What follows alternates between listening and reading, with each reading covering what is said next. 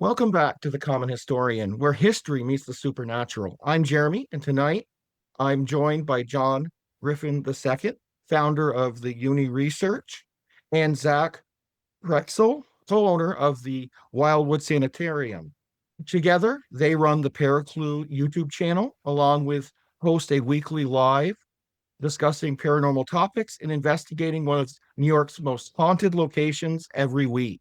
So grab your favorite beverage, dim the lights, and let's dive in. Welcome, John and Zach. How are you tonight? Good. Very I'm good. good. How about you? Oh, I'm doing well. It's been a long day, though. Oh yeah, I felt that. We've been driving around all day. I felt that. Yeah, well, I work in education ed tech, and this is our busy season. So it's extra busy right now. All right. I heard you pronounce my last name Pretzel. Oh, sorry. I I honestly thought you massacre did that last on names. purpose. Like I honestly thought you did it on purpose. No, Because like no, no. I I don't know why I like how people get pretzel on it. I really don't understand it. I really don't. But I play it into the joke all the time. We actually even have our kid. We have a little onesie that has pretzels and everything, like our little baby Rupert and everything. We get pretzel themed stuff for it, and we just play right into it all the time. So Bristol, but we yeah. play into the pretzel thing because you're not the only person that has done that. And the funny thing is, you told me that right before we started recording too. Yeah, it's I okay. still, Dude, I it's You got my name right. You didn't get the team name right. oh, sorry. What's the official? Because I think I wrote it down wrong. It's called UNI Research, Okay. but a lot of people mistakenly call it Uni Research. Oh, okay.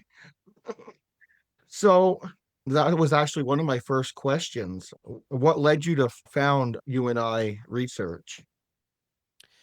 So it's actually the third and I'll call it final evolution. I feel like I'm talking Pokemon here for a sec.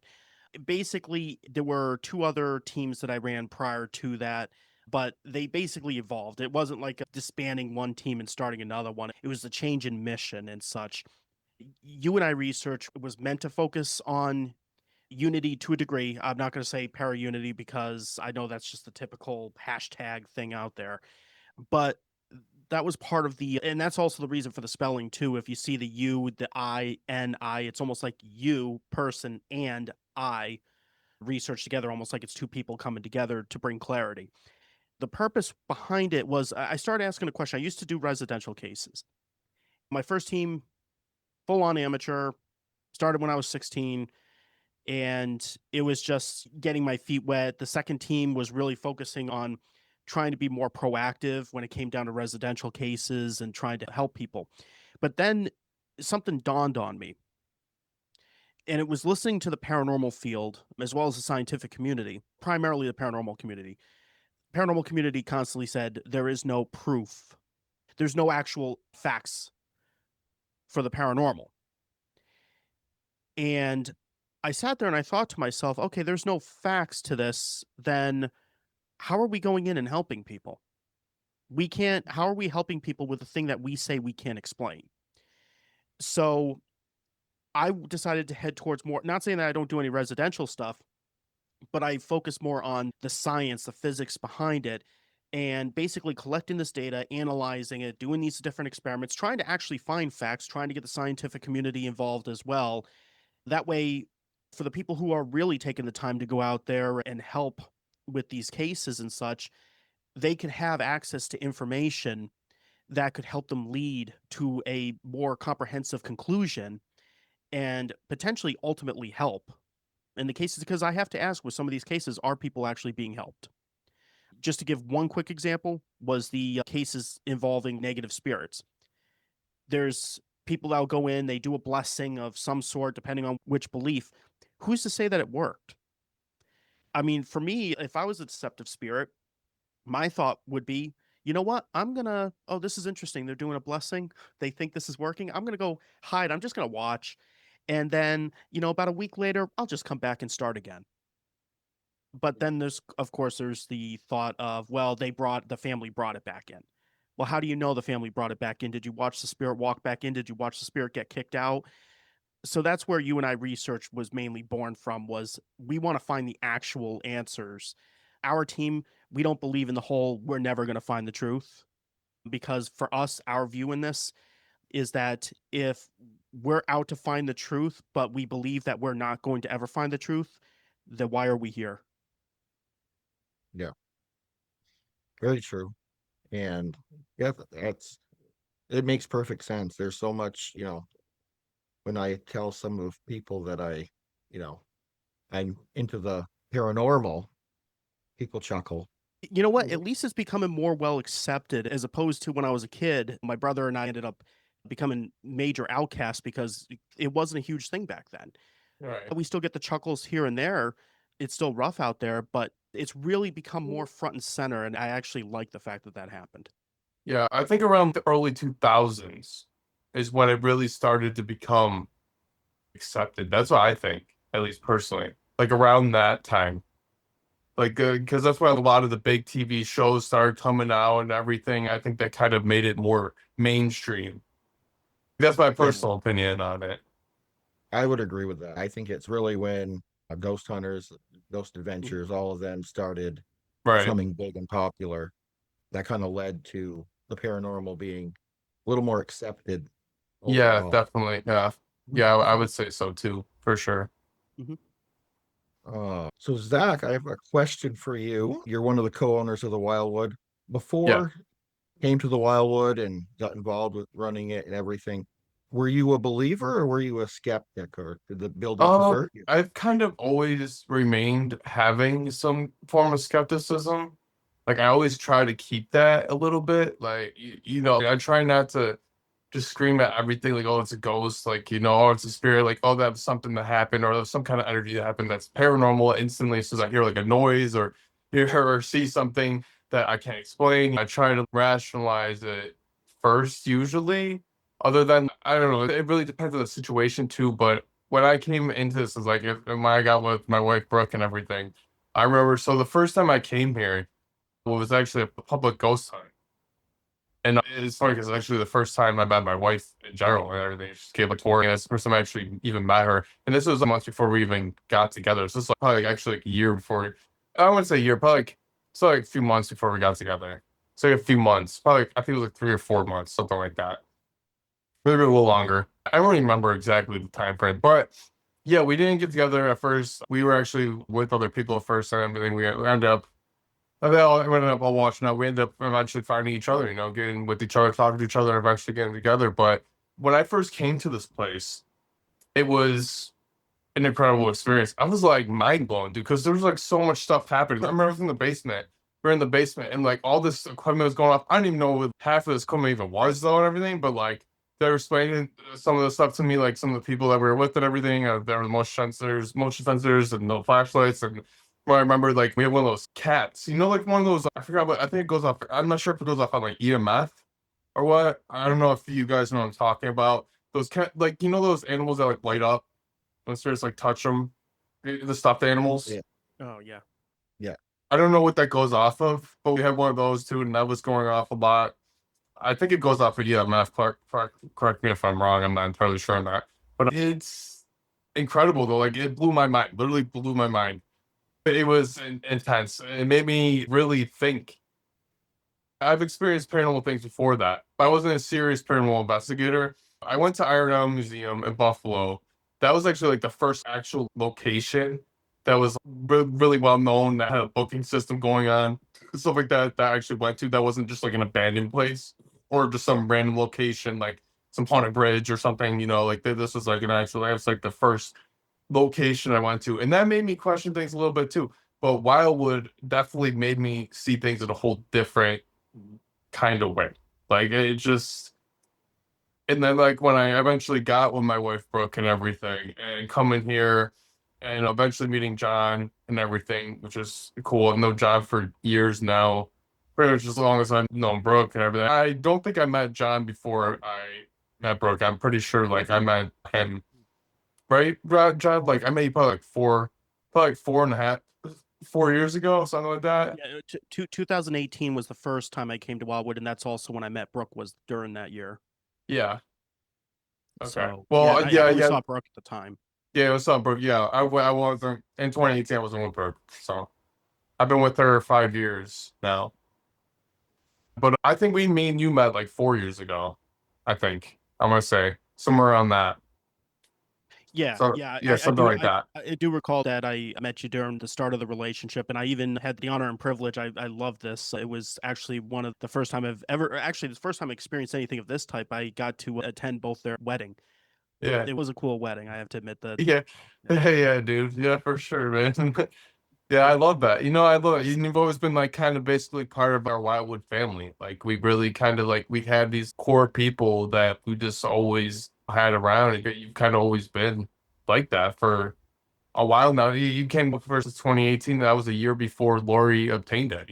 That's it. Or a year after. I Year mean, after. Lori. Sorry, I meant to say year after. But so like pretty much since the beginning, but pretty much around since the beginning, pretty much. Since Wildwood pretty much came around. It's pretty cool stuff, man. I love Um, that.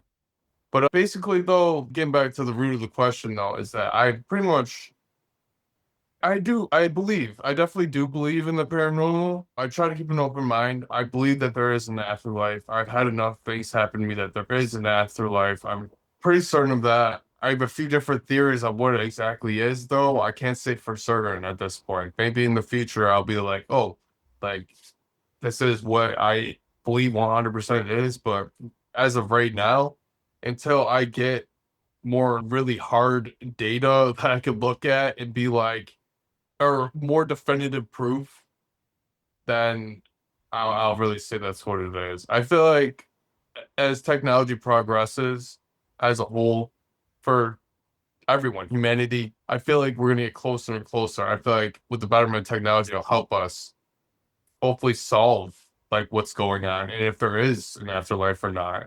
I hope we can get to that point as a society in our lifetime, but let's see what happens. Yeah. What made you guys decide to create a ParaClue channel? Mm, so I'm the founder of ParaClue in general. I had a Okay. logo made and all that type of stuff long before it became what it was. And it never really found its footing. It was originally two different things. It was a Patreon type of exclusive that we were doing. Then I turned it into a video series and then it just died. But I decided to resurrect it. I had some different ideas to go with it. And that's kind of part of our research, UNI Research's research method, because we have a overall concept called paranormal puzzle, which is our main research, mainly what we call our research tactic. Within there, while we're trying to solve the puzzle, Little fossil. A little bit. A little bit. while we're trying to figure out the pieces of the puzzle, in order to find those pieces, we have to find clues. So we refer to them as paraclues. The paraclues lead to the solving of the paranormal puzzle. I ended up reaching out to Zach and saying I had this idea and we've worked on things together, but we never really did any major projects or anything of that sort. And we've always worked so closely together. And, it was like, why, first off, why have I not even talked to them about this type of stuff before?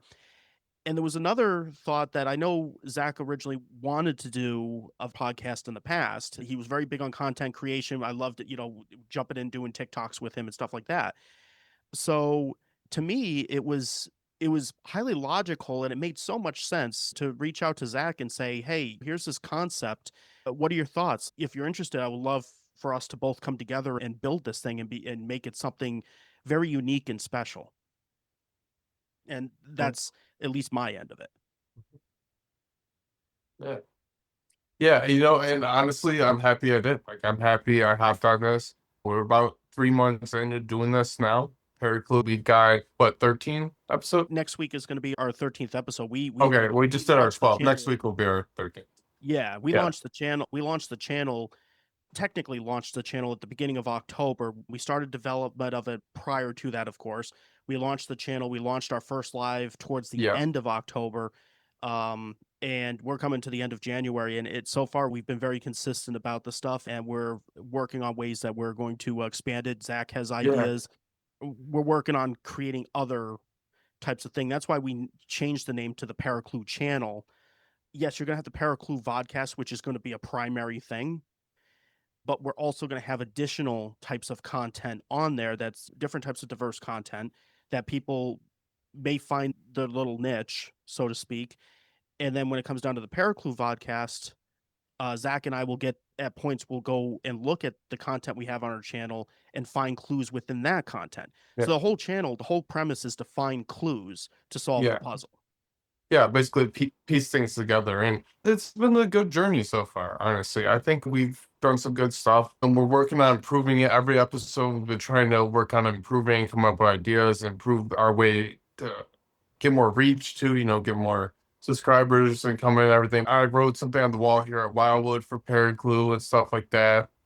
We'll eventually go get like a banner here, stuff like that, for like QR code and things like that. Get that all going and set up and get more tours through Wildwood. Right now, everything's picking up a little bit. This time of year, it's starting to get a little, soon it's going to be spring. And that's usually when Wildwood starts picking up a bit more. Right now, it's just pretty much like weekends are booked and we've got some groups here and there, some tours here and there. Right now, this time of year, tours usually really don't happen at all. Tours usually only happen like spring and summer usually. People rarely come during the winter time for tours. It's usually just like the overnight groups. But once more tours come in here, we get more tours coming in, stuff like that, more people coming in here. We got a lot of public events coming up in the future. I plan on shouting out ParaClue more and getting it out there more, get the word out there. It's gonna get somewhere eventually. Like, that's the hope, at least.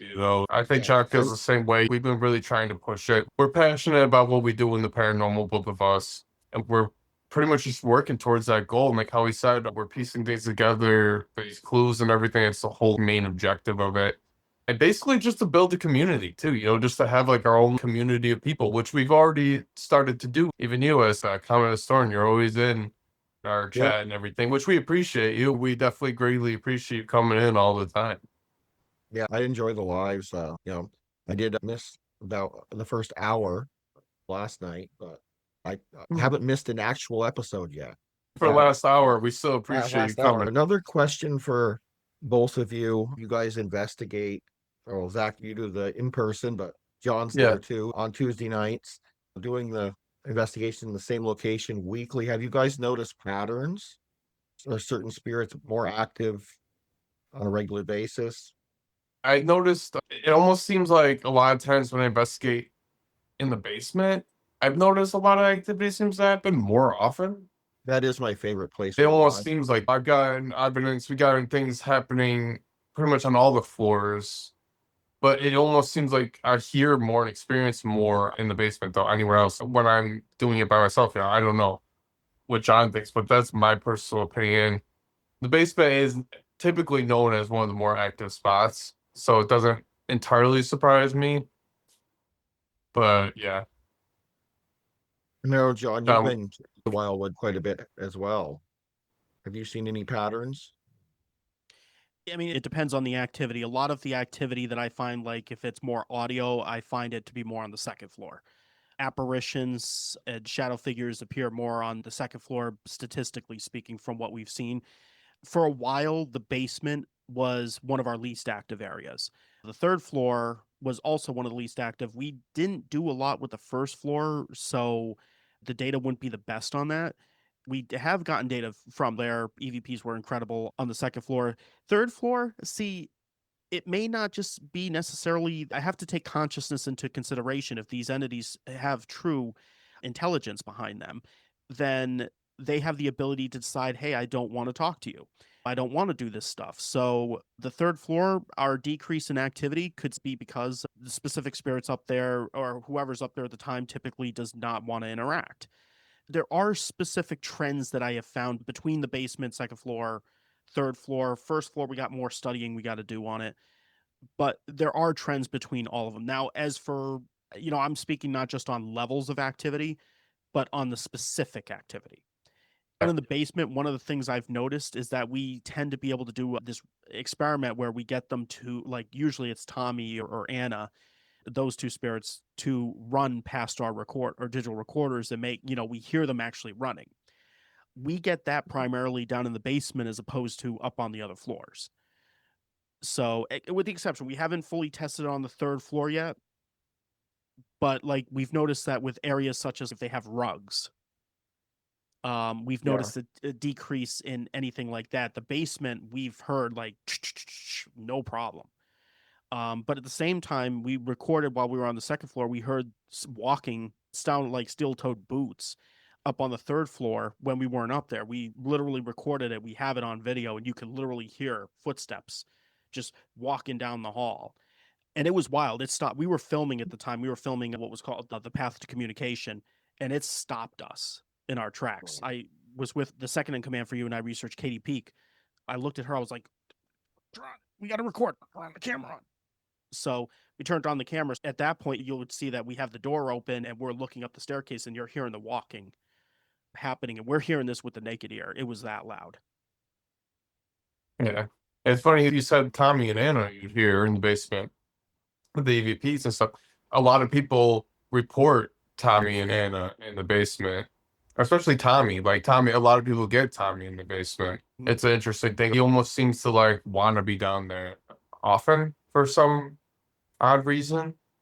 Also funny how you said that for a while the basement was the least active spot, but it's weird because I felt like that at one point too, but as of lately, it almost seems like it's gotten more active. I swear I go down there all the time now, and I get crazy amount of evidence down there now. It almost seems like I get more evidence down there more than a lot of other spots. It's weird, but it also shifts though. This place in general, it almost seems like they just move around, like they're not even really tethered to one spot. A lot of spirits, like, you know, sometimes I've been to some locations and they'll tell me, oh, this spirit so and so isn't here, or this spirit so and so isn't here, and they believe that they're in certain rooms. It seems like here they're not really like that, they just kind of roam. Like from my experience, at least, it doesn't really. They seem to might favor some rooms more, but I think they can all freely move throughout the building. At least from what I've experienced, it almost seems that way. Yeah. And it does seem on your lives, if you guys don't say hello to them, they are a lot quieter when you go investigate after. At least that's one It does, observation. it does kind of seem that way too. And you know, it's interesting you say that because the last live we didn't really say hi to them like that, and then it was really quiet. Yeah, I've noticed We that. didn't include them, and it's almost like they might have been, may have possibly been upset by that. I wouldn't doubt it. Yeah. I'll have to message in the chat to remind you guys to say hi. You should, honestly, sometimes. I mean, I think because like sometimes we just get caught in the rhythm. You know, we're talking. You know, like that's what's happened at times, and yeah. Yeah. Yeah. The last one we did, our spirit boxes were actually, the batteries were dead on them because I let them use the public investigation that was here a few days ago. I let them use the spirit boxes, and I didn't charge them afterwards. So another one, both of you, normally on Tuesday nights on the live episode, you guys normally spend the first hour on a certain paranormal topic, and then the last hour to 45 minutes investigating. How do you keep the segments fresh week after week and discussion of the topic? Does it ever leak into the spirits ever answer? John, you want to answer? Yeah. I'm going to start up. Yeah. So we're looking at looking at the different topics, like, we know we're broadcasting pretty much from the same location, but sometimes we're inspired by building that community. And there's sometimes that we see things in the comment section and we go, oh, people are discussing this, people are discussing that, and people are giving this thought, which causes us to go and research, and we go, you know what? Someone brought this up. We've had multiple topics so far that were inspired by the community themselves. And there's been cases where we've called that out too, saying, oh, yeah, so and so brought this up in the comment section. We had to do a topic on this. Part of it is that interaction, knowing that we're recognizing the community, that we're not just to ourselves, that people have all different types of interests, and we want to bring all that interests in. And so that's where we have that first half hour where it's pretty much Zach and I were going over the specific topics, but we're not trying to solve the topic in 30 minutes. Our focus is more of posing questions that make the audience think. And we'll give our thoughts on it, sure. But that's where we open it up for that next 45 minutes. Granted, we put it as you can call in to tell us a story, ask us a question, or chime in on the topic. Sometimes when we're doing the topic, it reminds them of a story that they have, and then they call in, they want to tell that story. And it doesn't have to be about the topic. They just feel inspired to talk about it. People want to chime in on the topic and give their perspective, or they give their perspective in the chats. And the other portion that we like to keep fresh too is, of course, doing the memes and people sending in their evidence, randomly Yeah. stop in Mhm. and you know, it's if you can't let like one of my favorite video game company is Nintendo. And there was this president of Nintendo, his name was Reggie Fils-Aimé, and he became a walking meme. And that's where it kind of inspired that concept, because he didn't get upset about the memes. In fact, he became the meme, and that brought fans together with him, and they both laughed about it. He even joked about it on stage. He did all that type of stuff. So, you have to be able to have an opportunity where we laugh at ourselves, but we're laughing all together and just having a good time Yeah. and No, not definitely. not being serious. Yeah, Tom asked me, do you like the meme and everything? I was like, dude, I love it. I love every time you do that. Like, and I was like, I love every time you make memes of us, man. It's great. Like, it's awesome. Like, I love that we have that concept going. We're And it's lighthearted about it. It's fun. We laugh about it. It's great. Like I fun said, it's a part. great community building thing. It really Yeah. is. Yeah. Well, and it shows that, because a lot of people, like, especially for me, I tend to be very serious. When it comes down to research, I am like dead set. Here we go. I get that serious look going for me, that serious personality. So bringing in that other side of showing, hey, I'm not all this data and graphs and numbers. Like, I like I love these silly stupid things. I laugh at this goofy stuff. My brother Jeremy and I, we used to send each other the dumbest things that we could possibly find, and we would say nothing. We would just send it. And that's just a thing that we did. So it was something that when Zach and I were discussing this and developing the show, we wanted to bring this in. And it was the same with the investigation as well. The last 45 minutes of doing the investigation of Wildwood Sanitarium. I mean, I try to be there. It's for funding reasons. I have trouble getting out there. Um, but when I can get out there, there's other experiments that we do. There's other concepts that Zach and I are working on once I get back out there, of different things that we're going to do. Like, for instance, originally we were doing, Zach goes for 20 minutes, I go for 20 minutes, and that's how it worked. Recently, it's been Zach by himself, and I just can't get out there. But we also wanted to do it where we're doing this together at the same time. Yeah. Somebody else is filming us, and then we're also filming from our own point of view, so it switches between both cameras. And that's the thing, is we wanted to split it up into 3 different things and keep things going, rather than, and then you never know what's going to happen. Like, the memes that come up, all of a sudden Tom sends us an email yesterday while the show's going, hey, check your email. Yeah. And I see a meme of Zach sitting there after he did. Zach stopped and just did like hey, you could do a screenshot or something like that. And yeah, it looked like Tom did. But it was like those random moments. Mhm. You never know, just like the paranormal, you never know what's going to happen on a show. We may have an agenda, but sometimes that agenda gets disrupted by some of the best moments. Right. I'm gonna miss that man, Tom, after this year. Because as you know, he's my daughter's bus driver and everything. I see him every morning, talk to him every morning, talk to him after I get Sylvia on the bus and everything. And this is gonna be Sylvia's last year with them, because she's gonna be going to a different school in a different district and all that. So, which sucks, like I'm still gonna talk to him though. Like, I have his number. I'm still gonna talk to him. But it just sucks because he's like probably like the best bus driver I've ever met, dude. Like, I swear, I freaking love this dude. It's gonna be a sad day when we have to part ways, but it is what it is.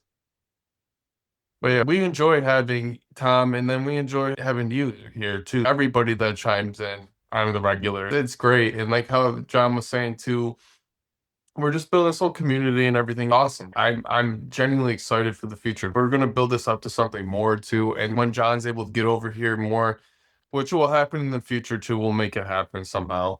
We'll do more experiments, and it'll probably be more so when it's nicer out and everything. It just Yeah. makes things a lot easier. Being the winter time too, it really does make things all like gloomy and just not good. But we'll definitely have more. We have tons of plans for 2026 in general. Lots of big plans coming up. There's a lot of really interesting things happening, and some things I think are actually going to shape the paranormal community in good ways, very good ways, which I'm very hyped for. We've got a lot of good opportunities coming up, a lot of good events. Yeah, just look Sounds forward to the exciting. future. So the next question I have is for John. You've investigated many locations. What makes Wildwood Sanitarium stand out from other haunted locations, in your opinion? So primarily one of the things that I've noticed about it is the spirits themselves. Like the interactions that I have is especially once you gain a rapport, because I've been to multiple locations multiple times. When it comes down to spirits of Wildwood, it seems like they've connected with us. Like they understand what our primary mission is and they're happy to become a part of that. And we found for us that there seems to be a common goal between the spirits of Wildwood and us.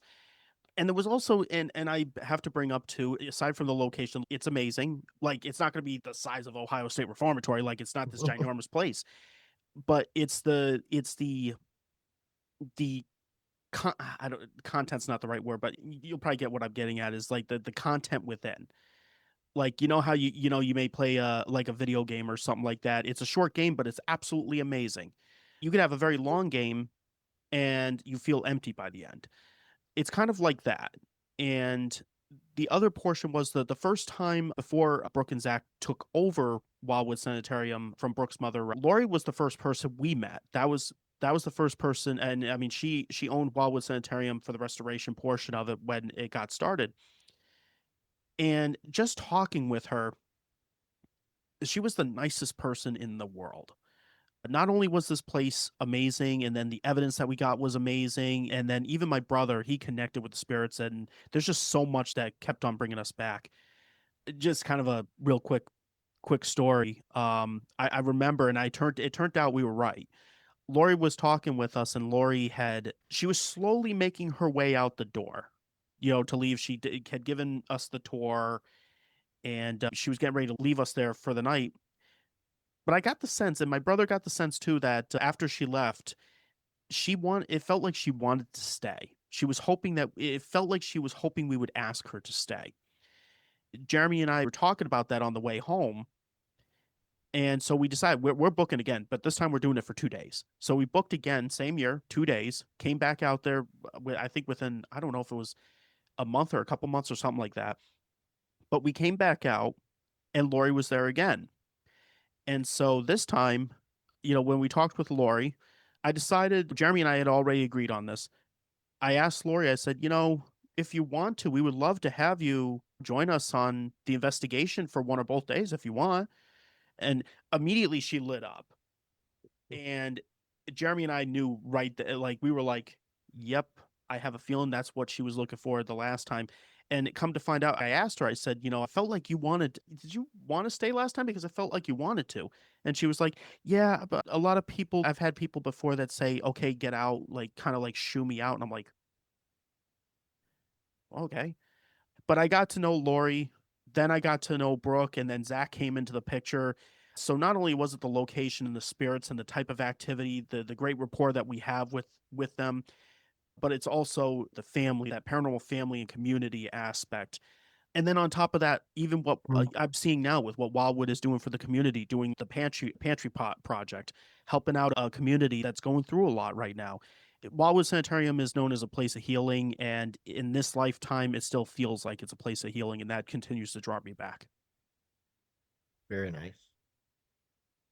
It definitely is. You know what I love about it? It's like how you were saying, it's not as big as the Ohio State Reformatory. I'd like that it's like a happy medium. It's like a medium, it's like it's not too small, but it's not too big.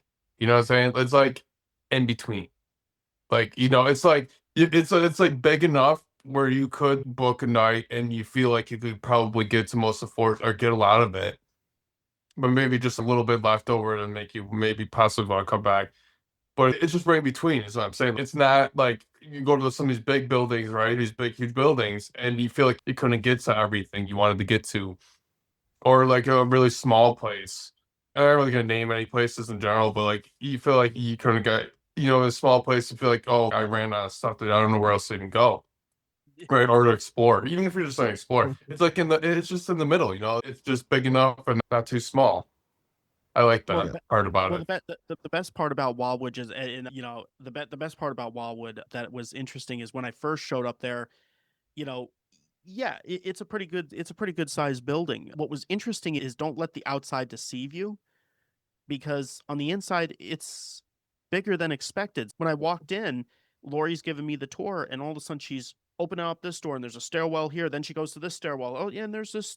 Oh, dude, I'm like, you wouldn't believe where all how this many coming from? people I've given tours to that get absolutely dumbfounded, shocked how big this place is on the inside. They're like, it doesn't even look this big on the outside. They get they get so confused. Like, so many people say that. So many people. Like, it's crazy. But it really is. It's like that though. It's weird. It like definitely like makes you think. You're like, what the heck? You're like, what's going on? There's another room, another one. How many stairs here? Like what? No, it's cool though. I love the layout of this place. I love it's just it's interesting. You know, it's different. And you can literally see all the phases it's been through. Like you can Yeah. like actually see and tell because it's gone through all the renovations over the years since it being the sanitarium, and then it went through the apartment phase in the 50s. And you can tell like how the apartment phase affected it. You can literally tell. And then the other owners after the apartment phase and all that. It's just pretty cool stuff, man. I have passion for this place. And like how you were saying too about how we treat people too, like the hospitality and everything. That's something we really value here, man. I like to make people feel like they're really welcome here. Like it's almost like a home they're walking into, like a second home they're walking into. Like we all kind of feel like that too. We want to make people feel welcome and loved here and like they're not a burden. You're welcome to be here and investigate and just make them feel comfortable. You don't want to make them feel uncomfortable. We offer like free amenities like the coffee and stuff to make them feel even better, you know, because ghost hunters, they need the caffeine too. You know, that's how we see it. They need the caffeine. You know, so many people get so happy by the time we have free coffee. They get so happy about that. And the pantry thing too, man, like that's a great addition that we did recently. Like that's through 2025, that's already popped off so much. People have enjoyed that immensely. We've got really good feedback on that. And now we got the bigger one going. And I have a sign for it too. Just gotta put it up and everything. So I've done that, but I need to put a sign on there and everything. And it's coming along nicely, all of it. It really is. And like, yeah. I appreciate all the kind words, Sean, about us and everything. I do. Yeah. I just want to throw that piece in. What? Don't tell him what I. No, I was saying to Jeremy, don't tell him what we talked about before. No, I'm just Oh, okay. kidding. So, for both of you, what's the most common misconception people have about Wildwood when they, when they hear about it or they go to investigate? I mean, honestly, probably like how John was even saying the size. I feel like that Size. probably is a big thing. People don't realize how big it actually is until they get in here. Like that's probably really honestly the biggest misconception. Like people, because I like how I say it during the tours, I hear people say that constantly to me, constantly. They'll be like, I did not realize how big this place was and everything on the inside. Because if you look at it from the front, it's almost like an optical illusion. Because from the front, it doesn't look that big, and it's like big, it's long. That's just it. It's like it goes back far. Like it's not like wide, it's like it goes back farther. And it's also higher up. So if you look at it just from the front angle, it does look smaller. Or a certain angle from the front, it does look smaller. And then you take pictures from the side, you can kind of see the scale a bit more. And it depends which side even. Which side even looks bigger than the other too, even. Like it's weird like that. It's definitely weird. I'll give misconceptions that happen. Firstly, for anybody who watches a bunch of the YouTubers out there, no, there is no demon at Wildwood Sanitarium. I know it's put in the titles of their it's clickbait. Yeah, There I've are no seen that. demons there. I can tell you that. I've been going there since 2018. We're in 2026 now. I've never once come across a demon there. So that's just to get people to watch. And that's what's taught for YouTubers. Now, the other one is I know there's a spirit there that people call Charlie, the one in the attic, and I know people that name took on a life, and I didn't realize that it was going to take on such a life. This was And then it came to the point that people said, no, the spirit, I've talked to people, they were like, no, the spirit's real name is Charlie. And I go, you're looking at the source of the name of Charlie. Our team, we were trying to identify who the spirit was. The spirit was not giving us information, was not telling us who they were. We just knew they were a male. And so we were like, okay, fine, Charlie. That's basically how it pretty much started, was we just blurted out a name and that became the spirit's name. But we basically said, we kept on saying, we would love to know your real name because we know it's not Charlie. So for those who go there in the future, Charlie is not the real name. The name is currently unknown at this point. Okay. I think it might Yeah. be like, honestly, it's like, it just like, it could be someone tricky. Honestly, at times, I wouldn't even doubt it's like Tommy just messing with you, like with that. Cause like, there's just something he would do. He'd just be like, I'm not gonna tell you my name, like, just like play with you. But it also could just be the spirit that doesn't want to be known, right? It could be a few different things. Yeah. I had this really interesting experience with this group a few months back. We were on the 3rd floor in the doctor's office there. We had a spirit box session and we were talking to this man. And it was a guy he was basically into alcohol, apparently. He kept talking about into alcohol. He was talking about his wife. He really hated his ex-wife. He was very verbal about that. It was a really strange experience because like it was like crazy back and forth. I don't know if the spirit was from Wildwood or it came with the people. I'm pretty sure it was from here. I'm not entirely sure, but it was just like the answers I was getting were making me think a little confused by it. I wasn't entirely certain, but I was just getting spitfire back and forth on the spirit box. I was just going back and forth, intelligent, crazy answers that just like, it was mind blowing. But the answers I was getting, though, about like the alcoholism could hit home for Wildwood here. We've gotten some things about that, about some man that was treated here for alcoholism. I've had some people tell me that. And I've also got some evidence of that at times, even on the 3rd floor. But at the same time, though, the whole wife thing and ex-wife thing, I don't know what that was about.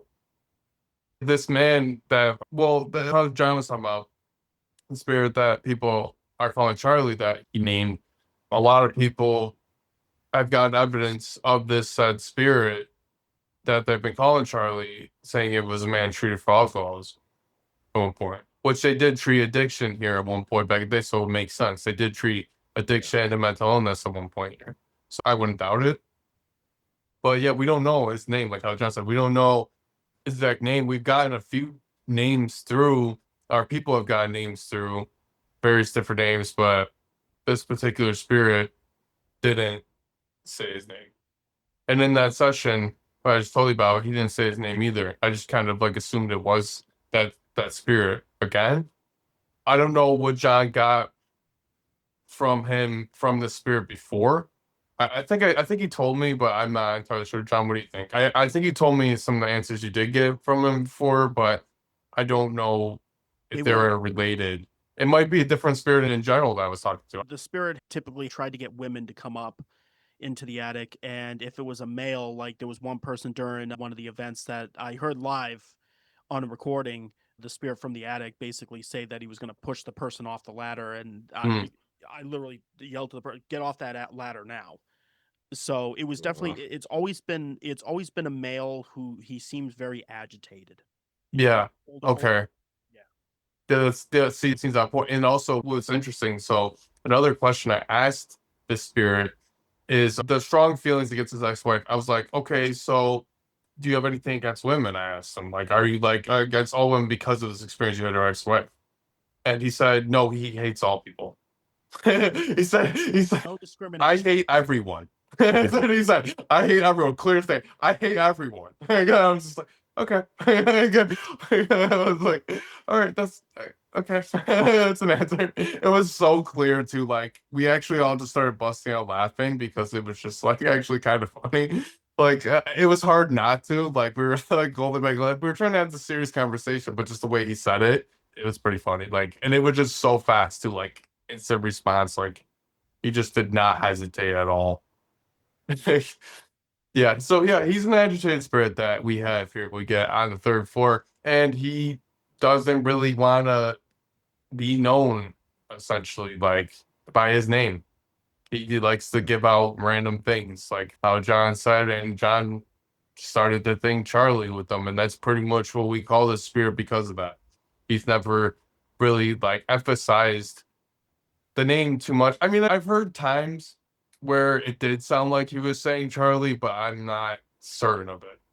I've gotten EVPs and I've heard things of Spirit Box where it did sound like he was saying that, but I don't know if they weren't ever really clear EVPs or clear responses when it came to the name part. Okay. Well, I have a question for each of you, and then one for both of you, and then we'll be wrapping up. So for Zach, every location has that one room investigators either love or refuse to enter. What's that room in Wildwood, and what happens there? Well, like one of my favorite room, pretty much. Yeah, probably Yeah, like your my favorite favorite. room. So I it's kind of hard for me to pick a favorite room because I honestly just I don't know if like I would probably say so I like the basement, and it's not even because of the activity. It's more so the activity is awesome too. Don't get me wrong, but it's more so the remnants of the history of the building. I like how you can see like where the tubs were and like how there's the old entrance to like the bathhouse when it used to be a bathhouse. And outside you can actually see like where the entrance to get into there, the hatch was to get down. Now there's just a metal hatch there, but it used to be like shut entrance to get down there. I just love how all that is retained in the stone where the tubs were and everything. I love how it just shows, especially when I do tours and everything. I love to show people that because they always love it, because it's cool to see the history. Because all the phases this building has been through, there isn't a whole lot of items original from the actual sanitarium part itself because of that. But like seeing things where the tubs used to be and stuff like that from the bathhouse and everything, which is really cool. It shows. And there's other parts of the building too that also show, but like there's gas lighting fixtures throughout the building, which is pretty cool and things like that. The basement really shows the history. And that I love that part. I love that part. The activity's awesome too. I got some really good activity on there too. So Yeah. Okay. And then my last question specifically for John, for someone watching who's interested in serious paranormal research versus just ghost hunting, what's your advice for them to get started right away? If they're going into, you're talking serious research? Yeah, serious research, not just ghost hunting. Research is a mindset. The first thing, before you can even begin to go into research, you need to be able to ask yourself, are you ready to receive answers that may conflict with your beliefs? You have to be able to look at yourself in the mirror and ask that. And you have to be able to register that feeling of, yes, I'm willing to accept that beliefs I've had for 20, 30, 40, whatever years may come crashing down. But no matter what, I'm going to continue to go for the truth. So if you are not in the mentality of approaching this with an unbiased mindset as much as possible, and also accepting the fact that every so often, because researchers have the right to be wrong, there's going to be cases where you're going to run into some dead ends. People, when you look for the truth, the first thing you have to recognize is that people are going to likely start attacking you because you've conflicted with especially if it conflicts with their belief, they aren't going to be happy with you. They're going to be going through a process of acceptance, and some people will never reach acceptance. So the goal is to simply focus on being unbiased, put your head down, do the work, wait until you have your ducks in a row, get it peer reviewed, and accept that regardless of whether you have 100% facts in front of you, there is no way to deny it. You're still going to have people who are going to say that it's fake. yeah, people are always, even if you have something like now you just said, even if you have something that you feel like is undeniable proof, there's always gonna be someone else to be like fake. Like Yeah. someone's always gonna try to either debunk it, and if they can't debunk it, they're gonna just say it's fake. Like it's like that sometimes. Yeah, that's definitely a thing. It's just kind of how it goes with the paranormal field, It's just pretty much how it is. Yeah, I learned that, and I'll just say this to wrap this part up. I know this, I can speak from experience because I grew up with that personality of I can't be wrong, I'm never wrong. And even if you have the facts in front of me and you have the proof there, I'm still right because I'm John Griffin. Especially when I was a kid and teen growing up, I was right about everything. And it didn't matter if you had evidence to support the claim that I was incorrect. I ran into problems with my research because then I discovered some things when I was doing data that actually conflicted with my own research. That's where the change actually started because I can't be wrong, but here I am proving myself wrong. But I can't be All right. wrong. Here, So what do I do? John Griffin. But Like, John Griffin can't beat John Griffin because John Griffin can't be beaten by John yeah, Griffin. right. It's Yeah. who beat John Griffin? So essentially this is where it comes to where I say you have to recognize it yourself. You have to look at yourself Right. in the mirror because it's going to be yourself that is going to be your worst enemy. Right, right. Yeah, I agree with that. I would agree with that. Yeah. So a two-part question view.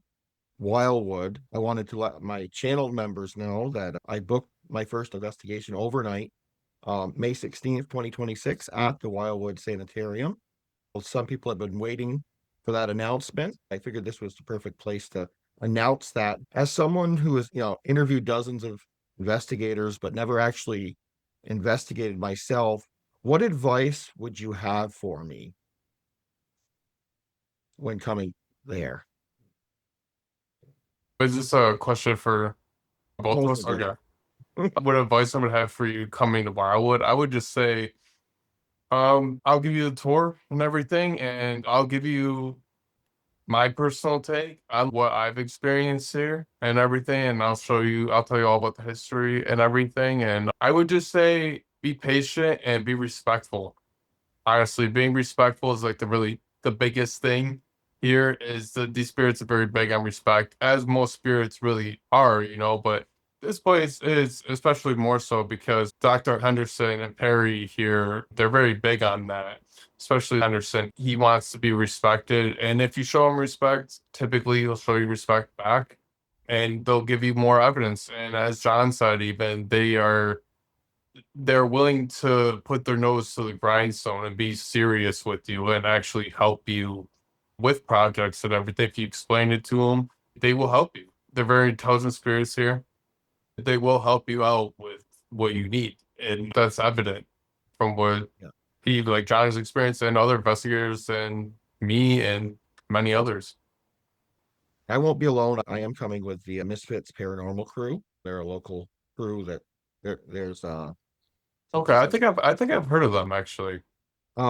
they've been on my channel a couple times. They were actually my first interview that I did. Oh, okay, And okay. I did an interview, or I did the history for them for the Great American Ghost Hunt this past year. They actually don't like to know anything going into a location, which I'm kind of the opposite. I like to know. I'll be going with them, so I think there's going to be 5 of us. I'm really excited. I think I'm only going to have a camera and my cell phone, so I'm hoping they have more equipment. I know they do. I can let you use some of ours. Okay. I usually give that option to people if they need it. But I'm excited. It won't be my first time. I lived in a haunted house for 2 years. I've seen shadow figures. I've seen full body apparitions. I've heard footsteps. Right. So, because everyone says, "Oh, aren't you going to get scared?" I'm like, I lived for 2 years in a haunted house. Right. Got to the point where I was just second nature. Like, oh, the Yeah. ghost, and that's the ghost up there. I'd hear something knock upstairs. Like, oh, there's no one up there. That's just the ghost. Right. Well, we're excited to have you. Oh, yeah, I'm very excited. So, John, do you have any additional advice? Mine pretty much echoes Zach. Build a rapport with them, show respect, address them Dr. Henderson, Dr. Perry, Nurse Sue, so on, address them by their titles.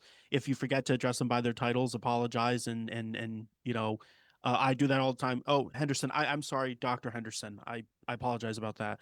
Um, you know, if you're going in there for, like research, if you're really trying to understand what makes Wildwood tick, I can tell you the spirits love it there. So they love I've seen that they love innovation. Like when we're doing Project Apparition Hall, we've had the spirit box going and they're literally talking about what we're doing. They like unique things. They like to become more involved. There may be people out there who treat spirits as more of a circus act. Sometimes my brother appears there as well. Every so often, he may appear there. Something for other people out there, too, is that just keep in mind that sometimes the spirits you're communicating with, their relatives are alive and around. Like, for instance, my brother showing up there, people are recording and communicating with my brother, and there are people out there. There was even, I won't say who, but there was a YouTuber who was interacting, and I saw it on their video, and I actually met them in person and corrected them on a few things when they were interacting with my brother Jeremy. They had no clue I was his brother until I introduced myself. Oh, So, wow. just again, keep that in mind that sometimes people's relatives that you're speaking to other people's relatives who may still be alive. Other than that, I really hope I'm excited to see what you and Misfit Paranormal find there. Feel free to throw out there. Oh, by the way, John Griffin? Yeah, John Griffin sent me or something like that. See what their reaction is. See what their reaction is. It's like, No, and then I'll know the truth. They'll go, oh man, that jerk. You have to let us know what your experience is and what happens too. yeah, I'll make sure to let you guys know. Yeah. And we have a guest book here too. You're welcome to write in there as well. But yeah, even if you want to message us and be like, hey, like I experienced this and that or whatever, it'd be cool. Or I imagine, pictures even, stuff like that. well, I imagine that after, I look at my stuff that I capture on my, whatever I do and what they do, I imagine I'll be doing some kind of reveal show with them as well. But Right. I can send you guys ahead of time, whatever we find. Yeah. I'm excited. It'll be my first overnight. I think they're gonna be able to guide me. They've done many investigations, so they know what they're doing. Right. So I wanted to just ask you guys, where can people find ParaClue if they want to someone wants to book an investigation at Wildwood, can they find your details? John, you go ahead. Yeah, I'll give for the ParaClue portion of it. If you go to YouTube, type in the @ ParaClue, PARACLUE. That'll lead you to the ParaClue channel. And then you can always reach out to me directly on my Facebook page, John Griffin II. We do broadcast on Twitch, but it's primarily on YouTube as well. We also have ParaClue TikTok as well. And if anybody wants to send us an email, memes, investigate evidence, or anything, questions for us or whatever, they can reach out to us at paraclue2025@gmail.com. And for Wildwood, there's our website, wildwoodsanitarium.com. That's the best place to book if you wanted to do an overnight investigation, daytime investigation, history tour, or come to one of our events that we have. There's also information about pretty much what we're doing with the restoration on there, some of the history. We're also very active on Facebook with our social media. That's actually like our main spot we are active with Wildwood for the most part would be Facebook. If you want a lot of updates for Wildwood, that's probably the main spot you would find that. Just because like it's just a good central hub. I feel like a lot of people for paranormal are on Facebook. It's just like a really common thing. I've noticed a lot of people hang out there and get information. So that's usually where we post stuff. But we cross post to our website too as well. But yeah, that's pretty much that when it comes to the Wildwood stuff. I'll put all the links in the description so that Okay. All right. Sounds good. and everything like that, so that if anyone wants to check you guys out or book an investigation, it's just easy to find right in the description. Right. I want to thank you both for joining me tonight. It was a great conversation, and I can't wait till May 16th. If you want to watch John and Zach on ParaClue channel, that's Tuesday nights, 8 p.m. Eastern on YouTube. And I think you guys are on Twitch as well. Yeah. Wrong? Oh, We're on Twitch, TikTok as well. We're going to be doing more with TikTok in the future too. This is the main one. you can just search at ParaClue on YouTube. If you're interested in booking your own investigation or tour at the Wildwood Sanitarium, head to wildwoodsanitarium.com. And again, I'll put them all in the description. I'll be sharing updates as we get closer to the May 16th investigation. Don't forget to like this video, subscribe, hit that notification bell so you don't miss any episodes. And if you want to support the channel, I do have some historical reference cards and travel itinerary links in the description below. Until next time, stay curious, stay brave, and keep exploring where history and mysteries collide.